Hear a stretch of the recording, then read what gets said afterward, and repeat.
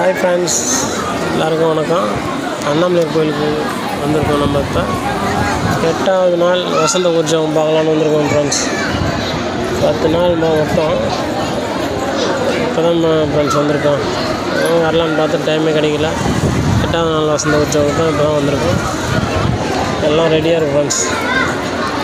இன்னும் சாமி மட்டும் உள்ளேருந்து வரல. சாமி வந்ததும் ஆரம்பிச்சிடுவாங்க ஃப்ரெண்ட்ஸ்.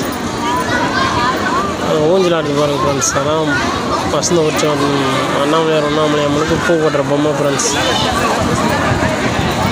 சாமி வெளியே வந்ததும் அந்த மகிழ மரத்தை சுற்றி வந்து அங்கே மண்டபத்தில் நிற்கும் போது பூ கொட்டும் ஃப்ரெண்ட்ஸ்.